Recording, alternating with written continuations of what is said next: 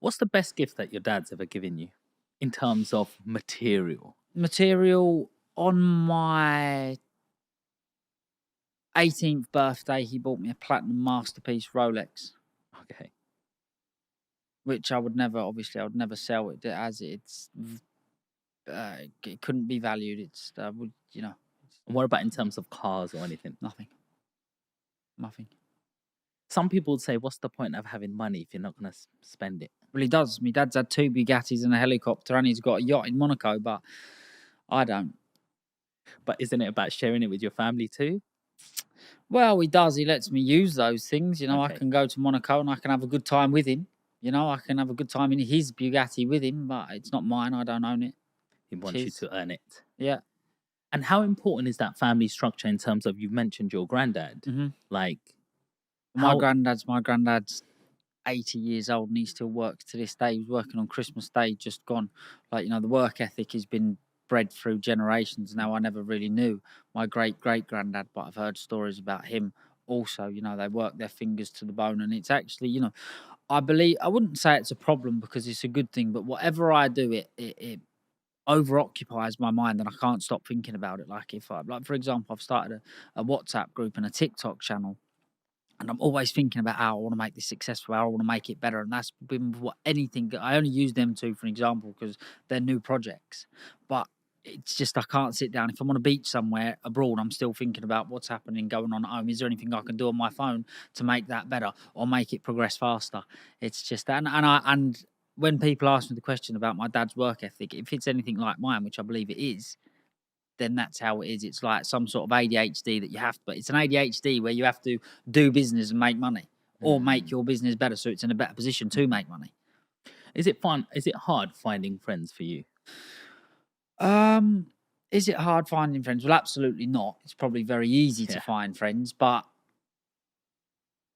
are they the right friends? Are they the people that you want around you? The thing is, good network of people is actually very hard to find, and people that are very educated and very entrepreneurial. So I like to surround myself with people that are very cleverer than me and eager to earn money because we have an awful lot to talk about. And when you're bouncing ideas to entrepreneurs from one to the other, something good's going to come out of it in the end. And what about some of the friends that you might want to help along your journey and you're trying to bring them up and they're a little bit more negative and they just don't get it? Well, the thing is, we all have our own opinion, and there's always 2 types of people in the world: half empty, half full. However, I've read plenty of quotes. I'm sure you have as well. The optimist built the aeroplane or the parachute, and vice versa. The optimist built the parachute, and the pessimist built the aeroplane. Now, I don't know which way that goes around, but either one of them built either one of them, yeah. And that's why we need both types of people in this world. It's the same in business.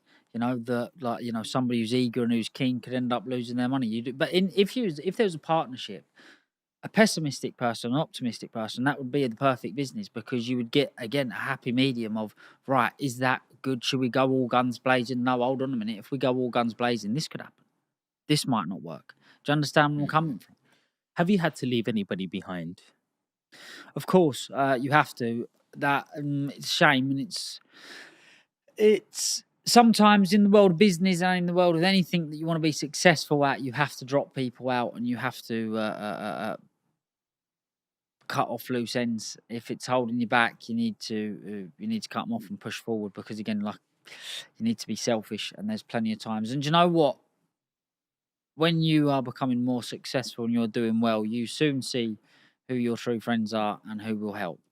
And it actually makes that decision very easy. Like some people think, oh, I could never get rid of this friend or I could never get that friend.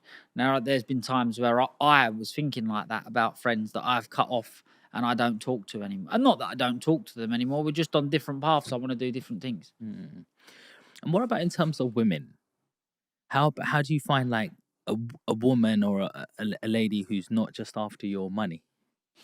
Well, that takes a little bit of time. You know, you've got to get to know them. After you've got to know them, then it's down to your own judgment, really, because anybody can put on a good act for however long, and anybody can be fooled. Mm, So again, it's not easy, but you know, you've just got to go off of your own gut instinct in times like that. mm. Has there ever been a situation you've been in that you've I'm learned from I'm this? sure there's again my entrepreneurial past of being up and down and trading with plenty of people, regardless of whether it been men or women. You get a feel for how people act and what if they have ulterior Mhm, motives or what their actual motives are. You can work it out and you can mhm, sum it up. So I'd say I do have experience to see if something isn't quite right. Yeah, I do. mm.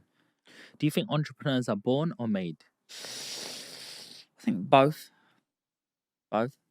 Like, what how they've first of all they've got to be born and they've got to make themselves. So both, yeah, Mhm. definitely. But all of the stuff that you sort of learned from your parents and Hmm. homeschooling, in a way, I'm not saying school brainwashes you, Hmm. but school is there to get people through society, Hmm. getting ready to work Hmm. as a worker in these big organization and businesses. But you've seemed to have not gone through that schooling education route.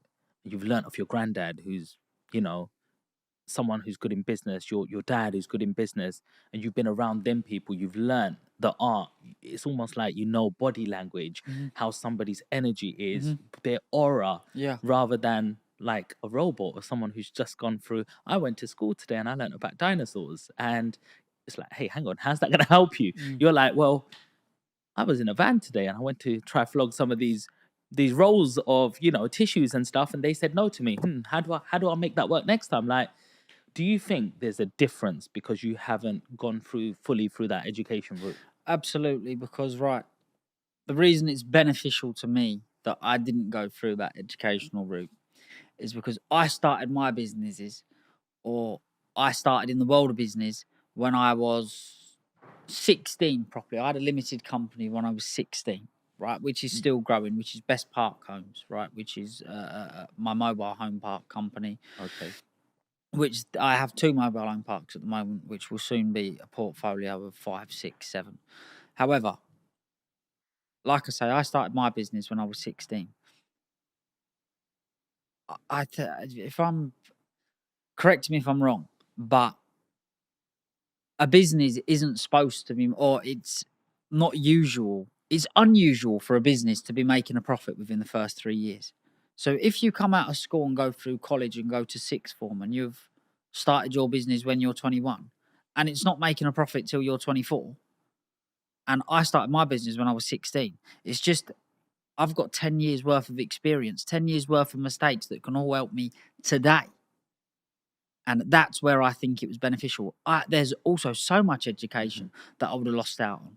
But thankfully, how everything's planned out, I didn't even need the education that I've got. All I needed to do was be able to read and be all right with maths. And I'm Hmm. actually very good, Hmm. right?